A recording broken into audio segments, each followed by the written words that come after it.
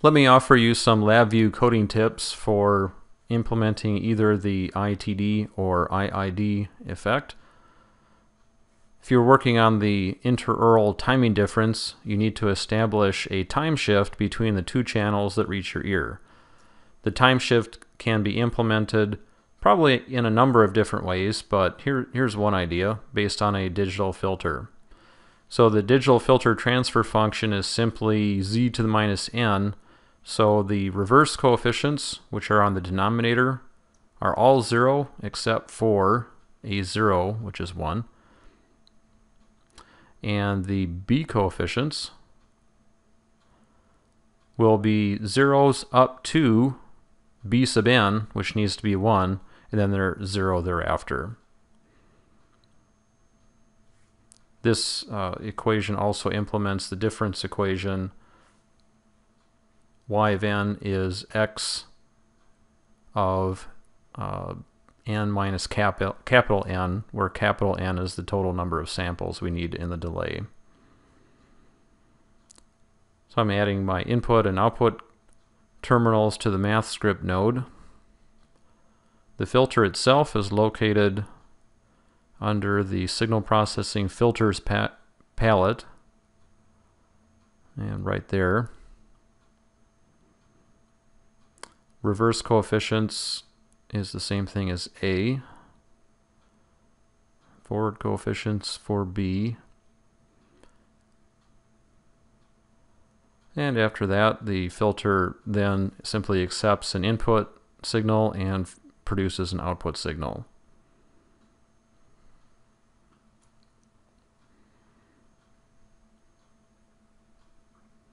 Now I should point out that this implementation really is only going to be effective for values of n that are greater than 0.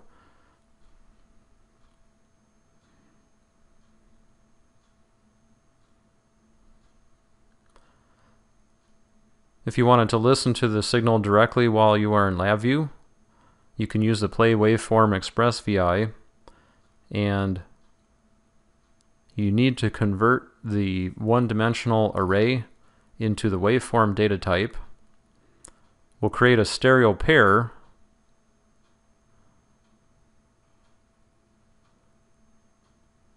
and then assemble those into one array of signals that can be passed directly to Play Waveform. So the one on the top ends up being your left channel, and the one on the bottom is your right channel.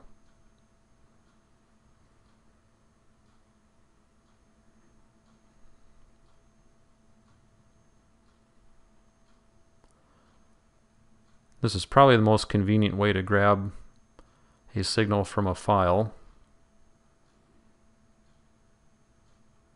This will provide the result as an array of waveform data types. And generally speaking, you will find that if you're using a monaural wave file, that the information is only contained in the left channel.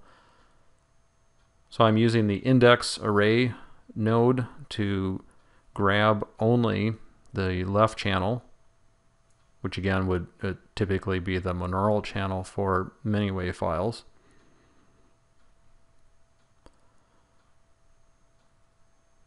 I need to scoot some items over here. The build waveform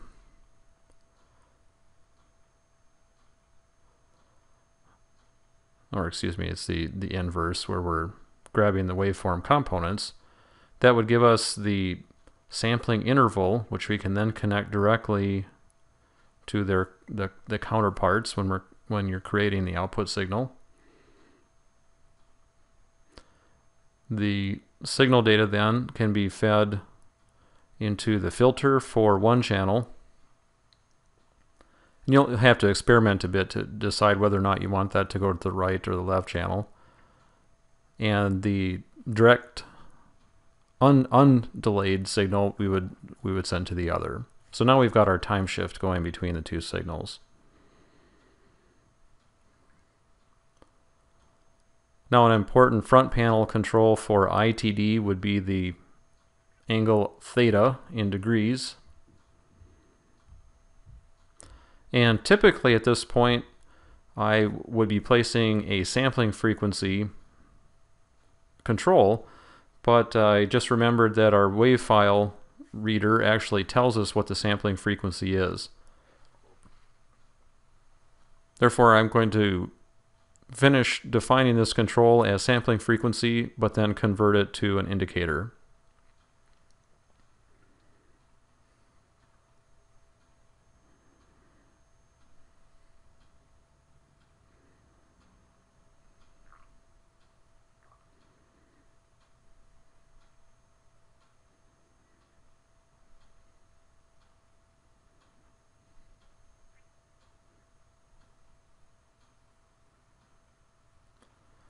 If I compute the reciprocal of my sampling interval, I get my sampling frequency.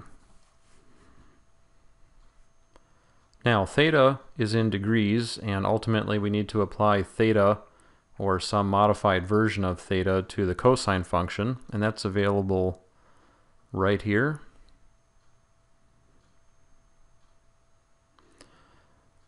Now, I always check, does cosine look for degrees or radians?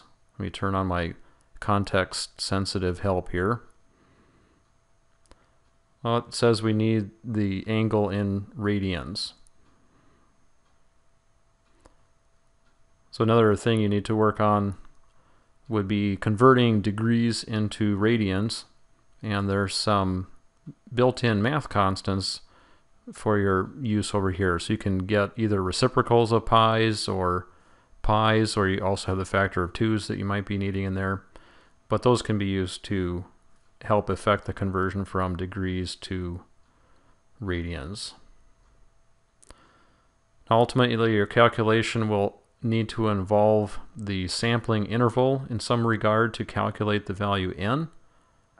So that would be some more things to think about.